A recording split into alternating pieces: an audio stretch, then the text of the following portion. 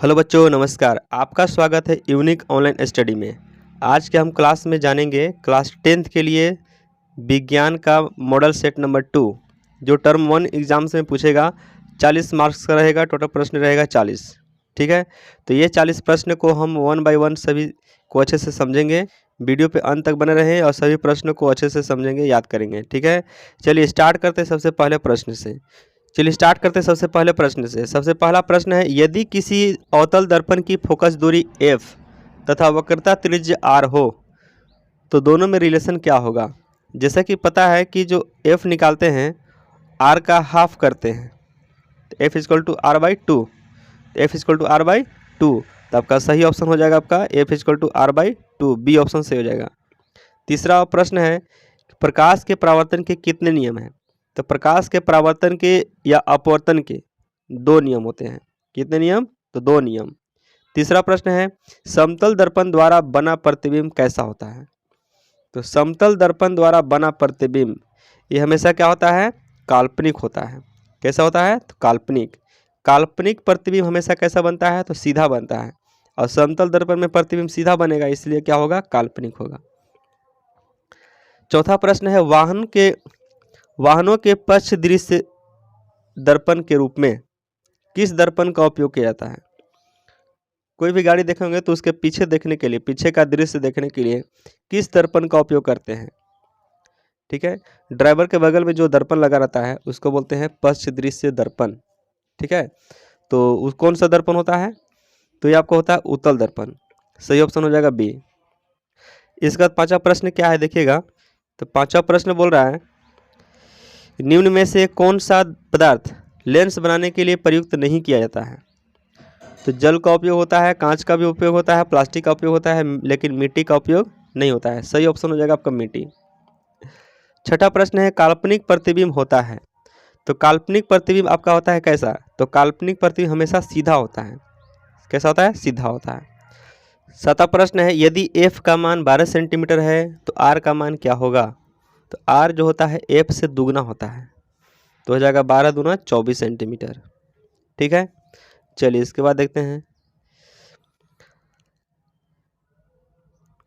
8वां प्रश्न है, वाहन के अग्रदीपों में किस दर्पण का उपयोग किया जाता है।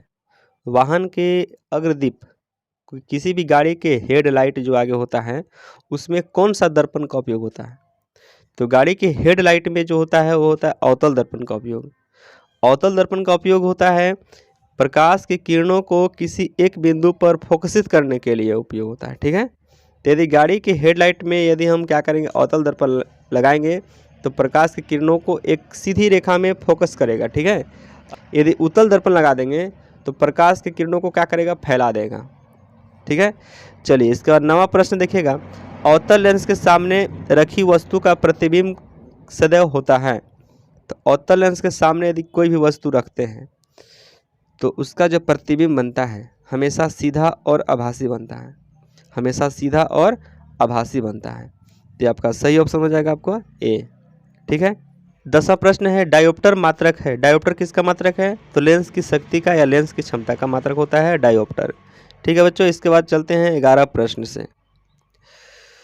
तो 11 प्रश्न देखिएगा क्या बोल रहा है। 11 प्रश्न है, 2 डायोप्टर क्षमता वाले लेंस का फोकसांतर होता है। तो क्षमता दिया है, पी का वैल्यू दिया है कितना? 2 डायोप्टर। एफ निकालना है, तो एफ इक्वल टू क्या होता है? 1/p। तो 1/2 करेंगे, लेकिन यहाँ पर ऑप्शन क्या है? सब सेंटीमीटर में है, तो 100/2 करना पड़ेगा। ठीक है, तो इसको कितना हो जाएगा? 50 सेंटीमीटर। तो इसका सही ऑप्शन आपका हो जाएगा डी। ठीक है, चलिए इसके बाद देखिएगा अगला प्रश्न। चलिए इसके बाद 12 प्रश्न है, आँख के रंगीन भाग को क्या कहते हैं। तो आँख के रंगीन भाग को हम कहते हैं आइरिस।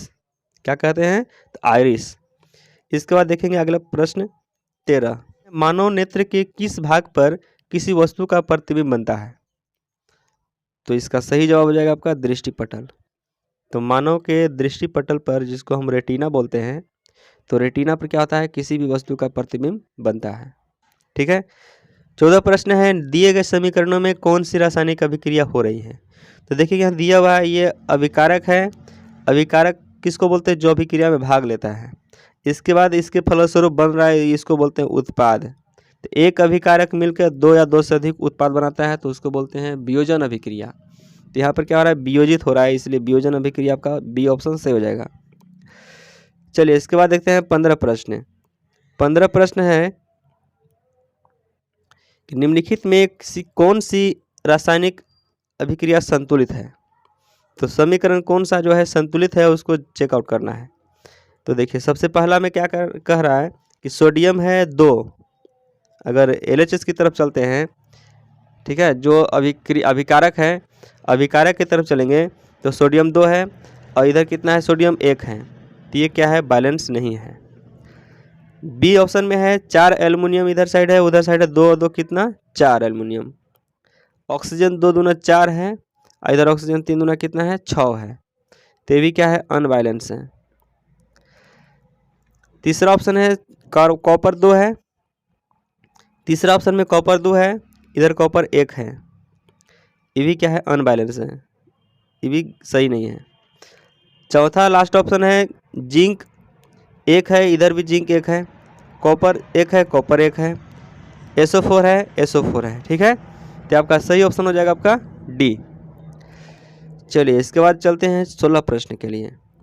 दिए गए समीकरण में किस पदार्थ का उपचयन तथा अपचयन हो रहा है?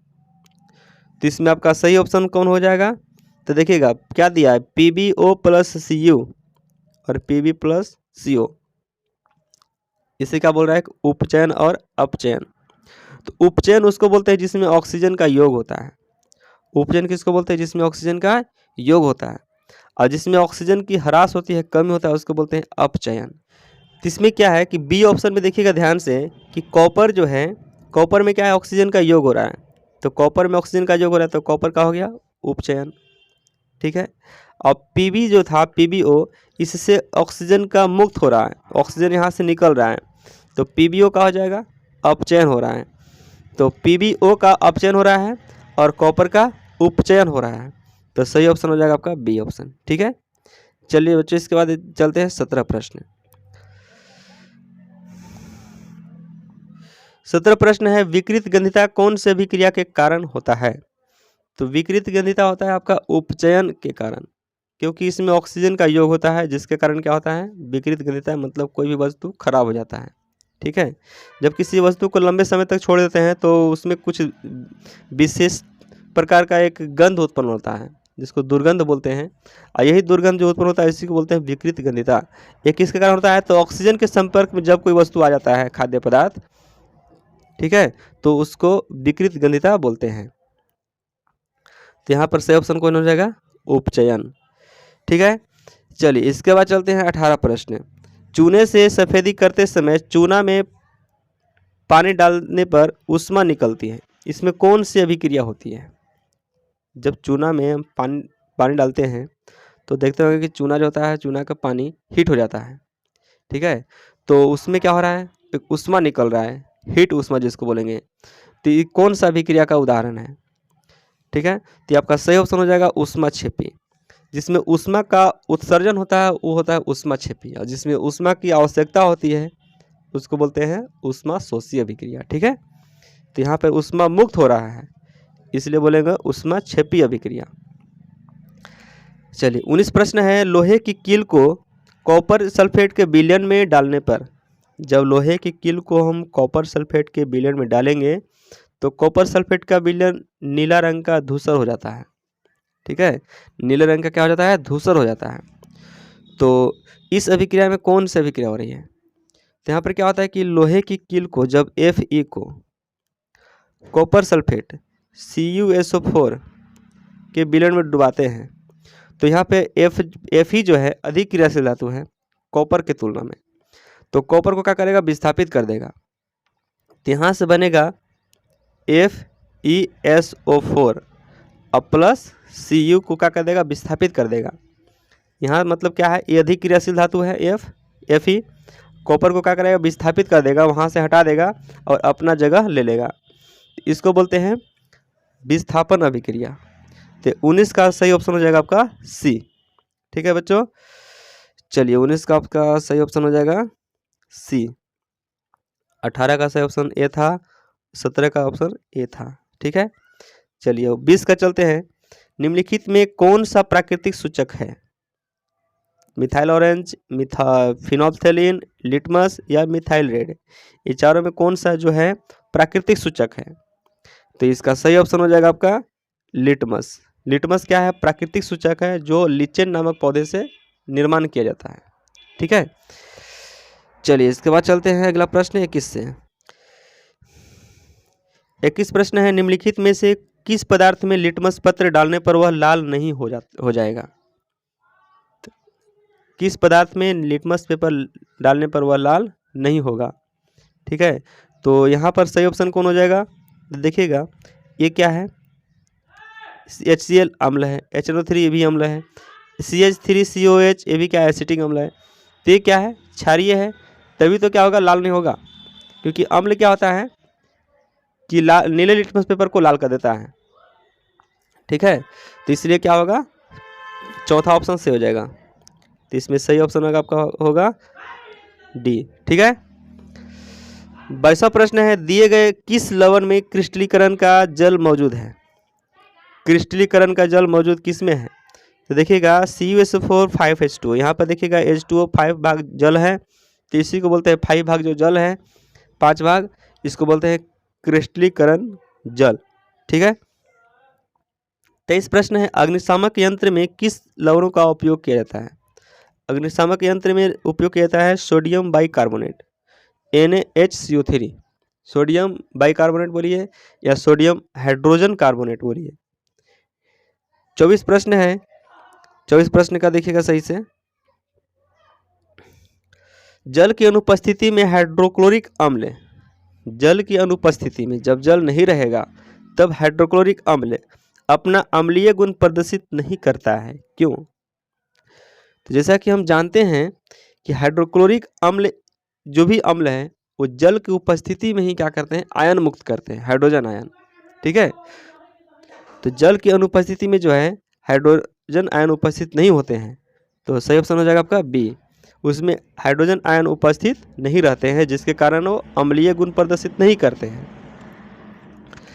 25 प्रश्न है, 25 में पदार्थ ABCD का pH मान, देखिए 4 आपके पास पदार्थ है A, B, C और D, जिसका pH मान 2, 7, 10 और 14 है। इसका 2 है, इसका 7 है, इसका 10 है और इसका 14 है। तो यहाँ पर देखिएगा कौन सा अम्ल है? तो अम्ल जो होता है 7 से कम वाला होता है, जिसका pH मान 7 से कम होता है वो अम्लीय होता है। तो इसमें सही ऑप्शन हो जाएगा आपका ए ऑप्शन। ठीक है, चलिए इसके बाद चलते हैं अगला 25 के बाद 26 प्रश्न। 26 प्रश्न बोल रहा है कि इस चित्र में कौन सा अभिक्रिया हो रही है? तो इस चित्र में कौन सा अभिक्रिया हो रही है? जैसे बोल रहा है ऑप्शन में संयोजन अभिक्रिया, वियोजन, विस्थापन और विस्थापन। विस्थापन विस्थापन देखिएगा यहाँ पर 2 जगह दे दिया ऑप्शन, एक जगह द्विविस्थापन होना चाहिए। ठीक है, तो फिर भी यहाँ पर देखिएगा क्या है, यहाँ पर कौन सा अभिक्रिया हो रहा है? यहाँ पर देखिएगा क्या है, चाइना डिश है, यहाँ पर दिया हुआ है, फिगर को जूम करके दिखाते हैं आपको। यहाँ पर चाइना डिश है, इसमें क्या रखा हुआ है? Silver chloride. उधर से सूर्य का प्रकाश आ रहा है, जब सूर्य का प्रकाश आ रहा है और चाइना डिश में जो रखा हुआ है, तो इसमें क्या होगा? सिल्वर क्लोराइड जो है वो टूट करके, ठीक है, सिल्वर और क्लोराइड अलग अलग क्या हो जाएगा? वियोजित हो जाएगा, जिसको बोलते हैं प्रकाश ऊर्जा के माध्यम से रासायनिक अभिक्रिया होना। ठीक है, तो इसमें कौन सा अभिक्रिया हो रहा है? तो इसमें हो रहा है वियोजन अभिक्रिया, वियोजित हो रहा है। तो इसका सही ऑप्शन आपका हो जाएगा बी। ठीक है, 26 का ऑप्शन हो जाएगा बी ऑप्शन सही। 27 प्रश्न देखिएगा, 27 प्रश्न है, शरीर में उत्पन्न हानिकारक अपशिष्ट पदार्थों का शरीर से बाहर निकलने की प्रक्रिया किस जैव प्रक्रम में होती है? शरीर में उत्पन्न हानिकारक जो भी अपशिष्ट पदार्थ होता है, तो शरीर से बाहर निकालने की प्रक्रिया, शरीर से बाहर निकालने की जो प्रक्रिया होती है किस जैव प्रक्रम में होता है? इसको में होता है उत्सर्जन में, उत्सर्जन में क्या करते हैं, जो भी अपशिष्ट पदार्थ होता है उस शरीर से क्या निकलता है, बाहर निकलता है। ठीक है, तो 27 में ऑप्शन हो जाएगा उत्सर्जन। 28 प्रश्न है, प्रकाश संश्लेषण में होने वाली ऑक्सीजन गैस किस यौगिक के टूटने के फलस्वरूप प्राप्त होता है? प्रकाश संश्लेषण में जो होता है, प्रकाश संश्लेषण की क्रिया जब होता है सूर्य के प्रकाश की उपस्थिति में, तो उसमें निम्नलिखित में से कौन सा यौगिक जो है टूट करके ऑक्सीजन गैस मुक्त करती है? तो जब प्रकाश संश्लेषण होता है तो वायुमंडल से CO2 गैस लेता है और पृथ्वी से लेता है H2O। ठीक है, तो CO2 और H2O दोनों में से क्या टूटता है कि ऑक्सीजन गैस मुक्त होती है? तो इसमें आपका सही ऑप्शन हो जाएगा आपका जल। जल जो है टूट करके हाइड्रोजन और ऑक्सीजन वियोजित होता है और वहाँ से हमको ऑक्सीजन मुक्त होती है। ठीक है, चलिए इसके बाद देखते हैं अगला प्रश्न। चलिए इसके बाद 29 प्रश्न है, अमीबा में किस प्रकार का पोषण होता है? तो अमीबा में आपका पोषण होता है प्राणी समभोजी पोषण, प्राणी समभोजी पोषण होता है। ठीक है, चलिए तीसरा प्रश्न है, लार में कौन सा एंजाइम्स पाया जाता है? तो लार में आपका टाइलिन नामक एंजाइम्स पाया जाता है। कौन सा नामक एंजाइम्स? टाइलिन नामक एंजाइम्स पाया जाता है। 31 है, श्वसन प्रक्रिया में पायरुवेट का कार्बन डाइऑक्साइड जल और ऊर्जा में विघटन कहाँ होता है? श्वसन प्रक्रिया में पायरुवेट का कार्बन डाइऑक्साइड और जल और ऊर्जा में विखंडन कहाँ होता है? तो इसका सही ऑप्शन हो जाएगा आपका माइटोकॉन्ड्रिया में। ठीक है, तो माइटोकॉन्ड्रिया में होता है। माइटोकॉन्ड्रिया को ऊर्जा गृह भी कहा जाता है, एनर्जी हाउस। ठीक है, चलिए 32 प्रश्न है, पौधों में जल तथा खनिज लवण का संवहन किसके द्वारा होता है? तो पौधों में जल और खनिज लवण का संवहन किसके द्वारा होता है? तो पौधों में दो तरह का एंजाइम्स होते हैं, एक जाइलम और एक फ्लोएम। तो जल और खनिज लवण का जो संवहन होता है वो जाइलम द्वारा होता है। जल से जाइलम और जल से जल और खनिज लवण का संवहन करता है। अब बाकी जो बच गया फ्लोएम, वो क्या करता है? भोज्य पदार्थों को संवहन करता है। ठीक है, चलिए इसके बाद चलते हैं अगला प्रश्न। 33 प्रश्न क्या बोल रहा है, किसी समष्टि अपना अस्तित्व बनाए रखने के लिए कौन प्रक्रिया आवश्यक है? किसी समष्टि अपना अस्तित्व बनाए रखने के लिए कौन प्रक्रिया आवश्यक है? तो इसका सही ऑप्शन हो जाएगा आपका जनन, क्योंकि जनन ये एक प्रक्रिया है जो अपना अस्तित्व बनाए रखता है। ठीक है, चलिए इसके बाद अगला प्रश्न है 34, दिया गया चित्र किस प्रकार के जनन को प्रदर्शित करता है? यहाँ पे देखिएगा कि कोई जीव है। ठीक है, और ये जीव का है 3 भाग में हो गया है, 3 टुकड़ा हो गया है, 1 2 3। अब 3 टुकड़ा को देखा जाए ऊपर वाला फिगर में, इसमें और इसमें, तो ऊपर का भाग हो गया, ये बीच का भाग हो गया, अब ये नीचे वाला भाग हुआ। अब तीनों जो भाग अलग अलग था, प्रत्येक भाग क्या हुआ, एक पूर्ण जीव के रूप में तैयार हो गया।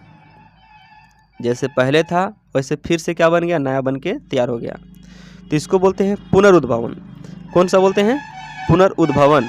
ठीक है, मतलब पुनः उद्भव होना, इसी को बोलते हैं पुनरुद्भवन। चलिए बच्चों इसके बाद चलते हैं अगला प्रश्न 35 प्रश्न है, परागकण का एक पुष्प से दूसरे पुष्प पर स्थानांतरित होना क्या कहलाता है?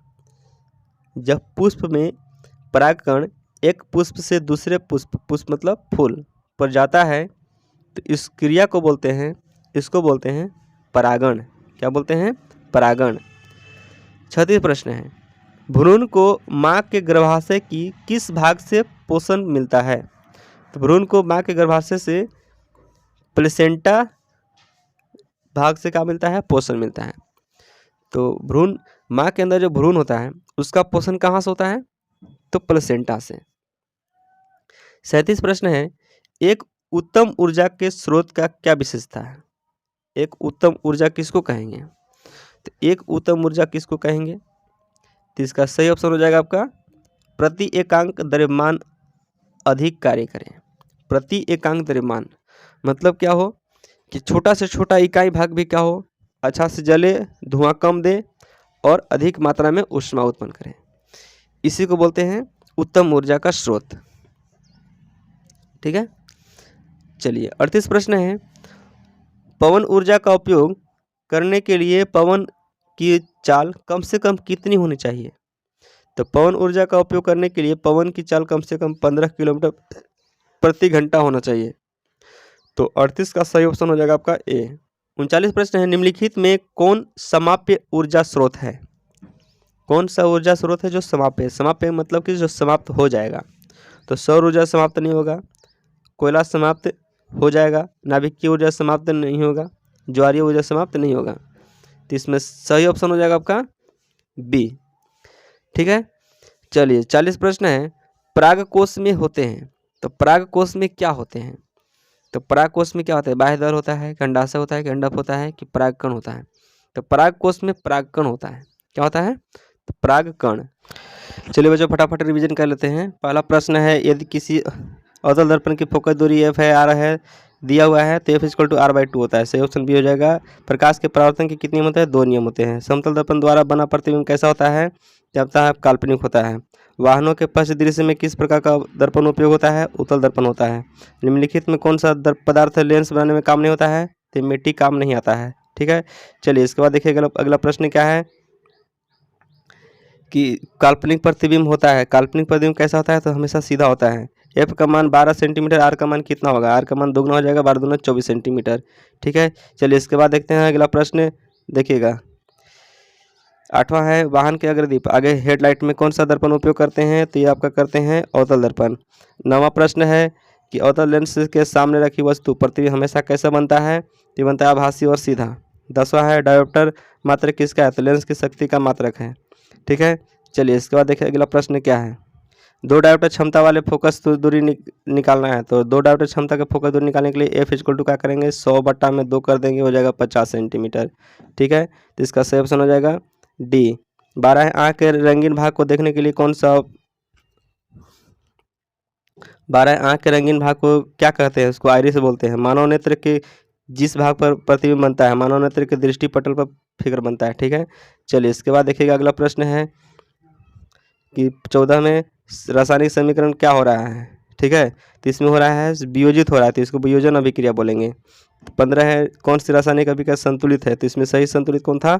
Zn plus CuSO4 plus ZnSO4 plus Cu। चलिए इसके बाद देखते हैं अगला प्रश्न। इसमें प्रश्न है, दिए गए समीकरण में किस पदार्थ का उपचयन हो रहा है? तो इसमें किसका हो रहा है? तो कॉपर का उपचयन हो रहा है और PbO का अपचयन हो रहा है। ठीक है, चलिए इसके बाद देखिएगा 17 प्रश्न। 17 विकृत गंधिता को कौन सी अभिक्रिया के कारण होता है? तो ये होता है उपचयन के कारण, जिसमें ऑक्सीजन का योग होता है। चूने से सफेदी करते समय चूना में पानी डालने पर उष्मा निकलती है, इसको बोलते हैं उष्मा क्षेपी अभिक्रिया। लोहे के कील को कॉपर सल्फेट के विलयन में डालने पर कॉपर सल्फेट के विलयन का रंग नीला हो जाता है, क्योंकि क्या करता है? लोहा कॉपर को विस्थापित कर देता है, विस्थापन अभिक्रिया होता है। फिर इसके बाद देखिएगा 20वां प्रश्न। 20वां प्रश्न में है, निम्नलिखित में कौन सा प्राकृतिक सूचक है? लिटमस जो है प्राकृतिक सूचक है। 21वां, निम्नलिखित में से कौन सा पदार्थ लिटमस पत्र पर डालने पर वह लाल नहीं हो जाएगा? तो HCl ये अम्ल है, ये अम्ल है, ये भी अम्ल है। क्या है? तीनों अम्ल है, तो ये लाल हो जाएगा, लेकिन ये जो है लाल नहीं होगा। ठीक है, चलिए 22वां प्रश्न है, दिए गए किस लवण में क्रिस्टलीकृत का जल का मौजूद है? देखिए यहाँ पर जल है किसमें? 5H2O। तो आपका सही ऑप्शन सी हो जाएगा। 23वां है, अग्निशामक यंत्र में किस लवण का उपयोग करते हैं? तो अग्निशामक यंत्र में उपयोग करते हैं सोडियम बाइकार्बोनेट NaHCO3। चलिए अगला प्रश्न है, देखिएगा जल की अनुपस्थिति में हाइड्रोक्लोरिक अम्ल तथा अम्लीय गुण प्रदर्शित नहीं करता है, क्योंकि उसमें हाइड्रोजन आयन उपस्थित नहीं होते हैं। तो बी ऑप्शन। 25वां है, ABCD का pH मान 2, 7, 10, 14 दिया हुआ है, कौन अम्ल है? 7 से कम वाला अम्ल होता है, इसका सही ऑप्शन हो जाएगा ए। ठीक है, चलिए इसके बाद देखिएगा 26 इस चित्र में कौन सी अभिक्रिया हो रही है? इस चित्र में क्या हो रहा था? वियोजन अभिक्रिया हो रहा था, जिसमें सिल्वर क्लोराइड टूट करके वियोजित हो रहा है। ठीक है, 27 है, शरीर में उत्पन्न हानिकारक अपशिष्ट पदार्थों को बाहर निकालने की प्रक्रिया है उत्सर्जन। इसके बाद देखिएगा 28 प्रश्न है। 28 में है, प्रकाश संश्लेषण में होने वाली ऑक्सीजन गैस का जो मुक्त होता है वो जल के कारण होता है। किसके कारण? जल के कारण। अमीबा में किस प्रकार का पोषण होता है? तो ये प्राणी संभोजी पोषण होता है। लार में कौन सी एंजाइम्स होता है? टैलिन एंजाइम्स होता है। 31 में, श्वसन प्रक्रिया में पाइरूवेट का कार्बन डाइऑक्साइड जल और ऊर्जा में विखंडन क्या कहलाता है? माइटोकॉन्ड्रिया। कहाँ होता है? तो माइटोकॉन्ड्रिया में होता है। ठीक है, चलिए इसके बाद देखिएगा अगला प्रश्न, पौधे में जल तथा खनिज का संवहन किसके द्वारा होता है? तो जाइलम के द्वारा होता है। किसी समष्टि अपना अस्तित्व बनाए रखने के लिए कौन सी प्रक्रिया आवश्यक है? तो आपका है जनन। दिए गए चित्र का जो जनन है किस प्रकार का दिखाता है? तो आपका दिखाता है पुनर्उद्भवन। ठीक है, जैसा था फिर से वैसा निर्माण हो जाना टूटने के बाद।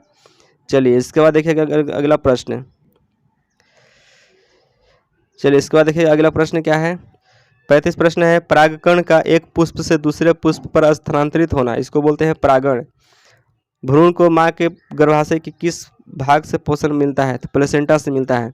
एक उत्तम ऊर्जा के स्रोत की क्या विशेषता है? प्रति एकांक द्रव्यमान अधिक कार्य करें। 38 है, पवन ऊर्जा का उपयोग करने के लिए पवन की चाल कम से कम कितनी होना चाहिए? 15 किलोमीटर प्रति घंटा होना चाहिए। ठीक है, चलिए इसके बाद देखिएगा प्रश्न 39 प्रश्न है, निम्नलिखित में कौन सा असमाप्य 39 है, निम्नलिखित में कौन समाप्य ऊर्जा है? समाप्य ऊर्जा जो समाप्त हो जाएगा यह है कोयला। परागकण 40 प्रश्न है, पराग कोष में होता है, पराग कोष में क्या होता है? परागकण होता है। चलिए बच्चों, इस तरह से 40 प्रश्नों को मैंने समझाया और उसको रिवीजन किया। ठीक है, चलिए इसके बाद नेक्स्ट वीडियो में लेकर आएंगे आपका सेट 3। तो इस वीडियो में फर्स्ट बार विजिट कर रहे होंगे तो इस चैनल को लाइक सब्सक्राइब शेयर कर दीजिएगा अपने दोस्तों के बीच। मिलते हैं नेक्स्ट वीडियो में। Thank you.